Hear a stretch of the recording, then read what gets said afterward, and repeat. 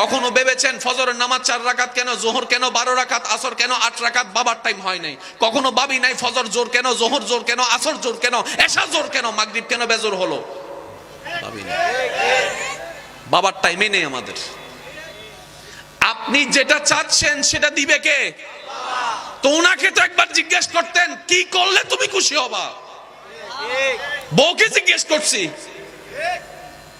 ছেলে মেয়েরে জিজ্ঞেস করছি কি করলে তুমি খুশি হবা, কিন্তু ওনাকে একবারও জিজ্ঞেস করিনি।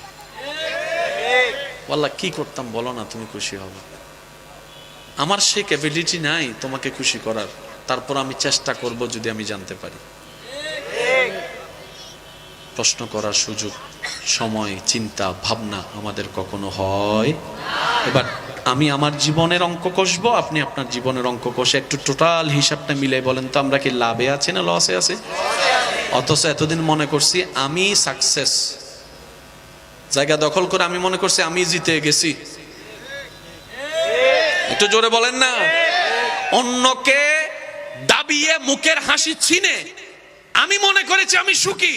ঘরে ঢুকে দেখি আমার বউ আমার 2 পয়সার দাম দেয় না, আমার সন্তান আমার কথা শুনে না, আমার চাইতে বড় অসুখীদার নাই। অন্যকে তো দাবাই গলা চিপে ধরে মেরে ফেলতে পারছেন, নিজের সন্তানকে তার গলা চিপে ধরে মারতে পারবেন না।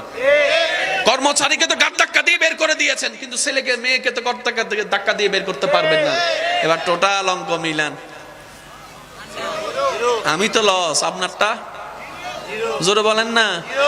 আমি জিরো, আপনি জিরো। আর জিরোওয়ালা কখনো জান্নাতে যেতে পারে? রব বলে যে বান্দা তোমার যা দরকার, যখন দরকার, যেভাবে দরকার, টেনশন করার জন্য যে সময় দরকার সেটাও তোমার দরকার নাই, তুমি টেনশন ফ্রি থাকতে পারো। শুধু শর্ত একটাই, ঈমান মোকাম্মেল করে তাওয়াক্কুলটা আমি রবের উপর পরিপূর্ণ রাখো। তোমার কাজ এতটুক, তুমি শুধু এতটুক বলো আমার একজন রব আছে। সুবহানাল্লাহ বলতে হবে যে তুমি শুধু জবান দিয়ে এতটুক বলো আমার একজন মালিক আছে। তুমি শুধু এতটুক বলো আমার একজন খালেক আছে। তুমি যদি এতটুক বলো আমার একজন কাদের আছে। তুমি শুধু এতটুক বলো আমার একজন আজিজ আছে। তুমি শুধু তাওয়াক্কুলটা করার মতো করো। যত যেমনই হোক দুনিয়া তোমার সামনে আনুক যে পরিস্থিতি, ওইখান থেকে তোলার রাস্তা আমি কাদেরই করে দিব কুদরত দিয়েছে।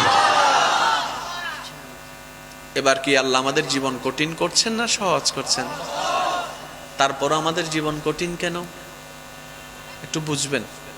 শুনেন, আমাদের লাইফের মধ্যে সবচেয়ে বড় ভুলটা কোথায় হয়েছে জানেন? আমরা জানি হাসরের ময়দানে আমাকে আমার সম্পর্কে জিজ্ঞেস করা হবে, আপনাকে আপনার সম্পর্কে জিজ্ঞেস করা হবে। এটা জানার পরও আমি আপনার ভুল খুঁজতে খুঁজতে জীবন কাটাই দিয়েছি, আপনি আমার দোষ ধরতে ধরতে জীবন কাটাই দিয়েছেন। এবার টোটাল হিসাবে আমরা কি লাভে আছি না লসে আছি? আমি তো লসে আছি, আপনারটা আপনি বলেন না। আমরা কি লাভে আছি না লসে আছি? এবার আমি আপনাদের শিক্ষিত সমাজের ভাইদের কাছে একটা জিনিস জানতে চাই, যদি আমার মাইকের আওয়াজ আমার মা বোনেরাও যদি শুনে থাকেন, আমার মা বোনদেরকে আমি অনুরোধ করব একটু খেয়াল করার জন্য। ব্যস্ত সময়ের মধ্যখানে আপনি সারা পৃথিবীতে সব জায়গায় সম্মান পেয়েছেন, কিন্তু ঘরে এসে আপনার 2 পয়সার দাম নাই। শান্তি না অশান্তি? সবাই আপনার কথাই উঠে, সবাই আপনার কথায় বসে, কিন্তু আপনার ছেলেরে ডাইনে বললে সে বামে যায়, আপনার মেয়েরে বামে বললে সে ডাইনে যায়। শান্তি না অশান্তি? আর একটু জোরে বলেন।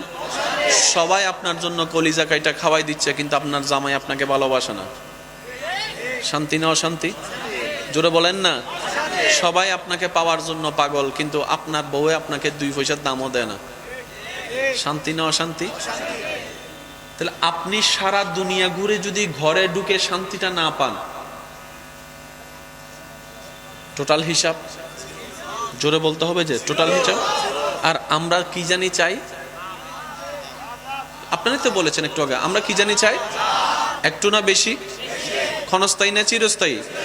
এবার আপনি আমার দিকে তাকাবেন না, আমি আপনার দিকে দেখব না, আপনি আপনার মনের দিকে একবার দেখেন। কয়জন মানুষ ভিতর থেকে শান্তিতে আছে লিস্টি করেন, বলেন না একটু। শান্তি খোঁজার জন্য ব্যবসার মধ্যে আধিক্যতা এনে কোটিপতি হওয়ার পরও অনেক ব্যবসায়ী আছেন শান্তি নাই। অনেকেই আছেন টাকার মালিক হয়েছে কিন্তু 3-4টা ঘুমের ওষুধ খেয়ে ঘুমাতে হয়, তারপরও ছটপট ছটপট ছটপট করে ঘুম আসে না। একটু জোরে বলতে হবে। মলায়ম একটা বিছানার মধ্যে শুয়ে আছে কিন্তু শান্তি নাই, ঘুমও নাই। আর আপনারা জানেন ঘুম না হলে যে কি হয়, কথা বলতে হবে যে।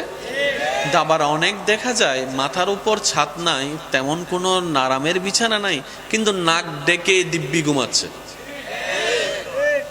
এবার সে কোটিপতি ব্যক্তি, তাকে জিজ্ঞেস করে, দারোয়ানকে জিজ্ঞেস করে, কিরে মামু তুই যেমন করে ঘুমাস মনে হয় যেন তোর মতো বাদশা আর কেউ নাই, ব্যাপার কিরে?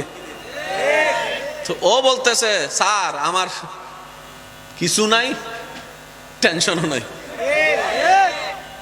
আমার কিছু নাই, বলেন আমার কিছু নাই, টেনশনও নাই। তো স্যার বলতেছে কিছু নাই, ঠিক আছে, কিছু তো হইলে আছে, টেনশন নাই কেন? তখন সে উত্তর দেয়, স্যার আমি ততদিন টেনশন করেছি যতদিন আমি বোকা ছিলাম। মানে?